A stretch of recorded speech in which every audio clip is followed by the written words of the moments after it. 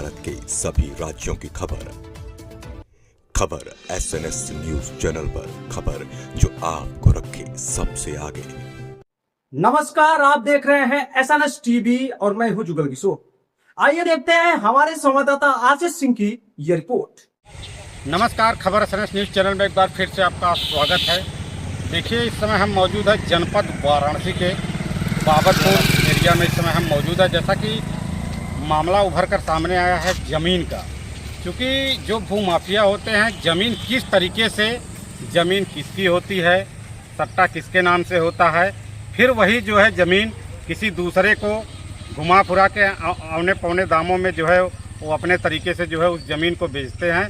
और मौके पे जिसकी ज़मीन होती है उसको जब पता चलता है तो तमाम उसमें जो है तहसील से लेकर दीवानी न्यायालय तक मुकदमे हो जाते हैं। इस समय हम मौजूद हैं। देखिए, हम आपको दिखाना चाहेंगे कि ये हरियर कोल्ड स्टोरेज है।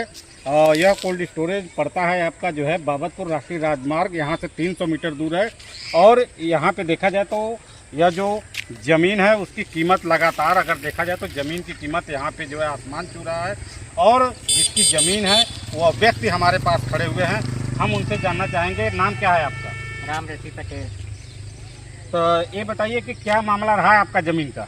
ज़मीन का शादी करने का था तो उनको जो है कि सट्टा किए थे। बिटिया की शादी करनी थी जी। इसके बाद जो है कि उनको तीन वर्ष के लिए सट्टा किए थे जी। लेकिन इसके कब सट्टा किए थे, किस सन में? 2013 में आपने सट्टा किया। तो 2013 में जब आपने सट्टा किया 3 साल के लिए, उसके बाद क्या हुआ? उसके बाद वो ज़मीन जो है कि दूसरे को फिर बेच दी। कौन बेच दिया? राजेंद्र।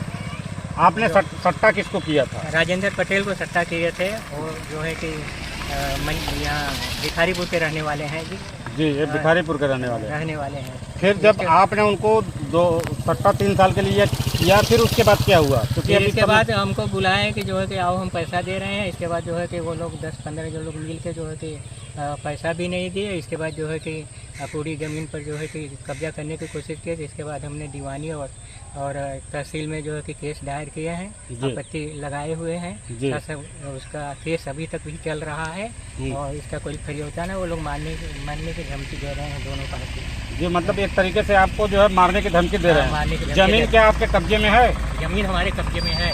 ज़मीन कहाँ पे है आपकी? रामपुर सिसवा में जी। बिल्कुल, यहाँ से दिखा सकते हैं ज़मीन कितने दूर पे? हाँ, दिखाइए।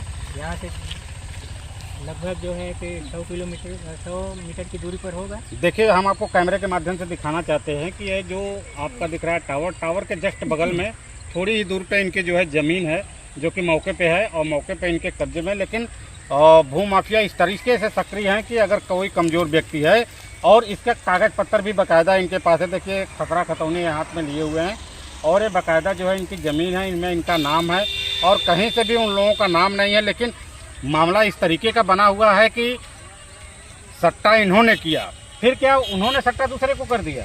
उसने दूसरे को बेच दिया। दूसरे को बेच दिया, सही हमारा करा लिया जबरदस्ती।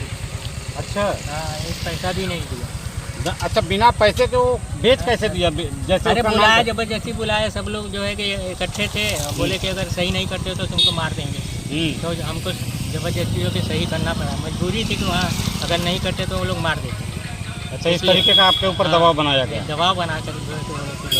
तो क्या अभी कोई खारिज दाखिल इस तरीके का कोई मामला हुआ? नहीं, खारिज दाखिल नहीं हुआ, केस चल रहा है अभी भी। अच्छा, केस आपका अभी भी चल रहा है। तो देखिए, इस तरीके का जो है मामला बना हुआ है कि अगर कोई भी कमज़ोर व्यक्ति होता है तो भूमाफिया किस तरीके से सक्रिय होकर उसको जो है प्रताड़ित करके और उनको धमकाकर, डराकर, चमकाकर जिस तरीके से उनको जो है ज़मीन को पे कब्जा करना, उस तरीके से कब्जा कर रहे हैं। तो इस तरीके से वाराणसी में जो है ज़मीन का मामला है बहुत तेज़ी से बढ़ रहा है।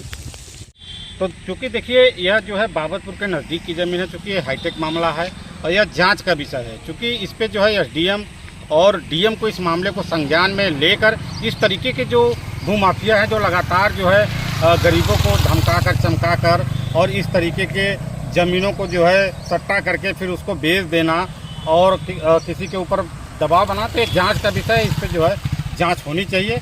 और लगातार यह पीड़ित व्यक्ति हैं जो कि न्यायालय का चक्कर भी काट रहे हैं और दीवानी और तहसील में इनका मुकदमा भी चल रहा है। तो लगातार आप बने रहेंगे और क्योंकि कुछ और लोग हैं जो इनके नाथ हित रिश्तेदार हैं, उनसे भी हम जानने की कोशिश करेंगे कि मामला क्या है। क्या मामला रहा इनका ज़मीन का? दरअसल इनका जो ज़मीन का मामला है वो एक प्रकार से भूमाफिया इनकी ज़मीन को सट्टा करा करके 3 वर्ष के लिए मोहलत लिया, लेकिन 3 वर्ष में बैनामा न करा करके लगभग 5-6 साल बाद इनको बुलाया तहसील में, और उसके बाद वो किसी दूसरे को ज़मीन बेच करके वो पैसा सारा अपने ले लिया। इनको एक भी पैसा नहीं दिया। इनको जो सट्टे के समय पैसा दिया गया था वही इनको पैसा मिला है। बाद में जब इन्होंने पैसे की मांग की तो इनको मारने की धमकी दे रहा है। इस संदर्भ में इन्होंने कचहरी में और तहसील न्यायालय में मुकदमा भी किया है, लेकिन वो कहता है कि आप कुछ नहीं कर पाओगे, मैं पैसा देकर के सब जगह अपना दाखिल खारिज करा लूँगा। मैं ये चाहता हूँ कि माननीय जिलाधिकारी महोदय एक कमेटी बैठा करके इनकी जो ज़मीन का मामला है उसका निस्तारण कराएं, जांच करा लें कि ये सही कह रहे हैं कि गलत कर रहे हैं, और इस टाइप के भूमाफिया के ऊपर कठोर कार्रवाई। धन्यवाद।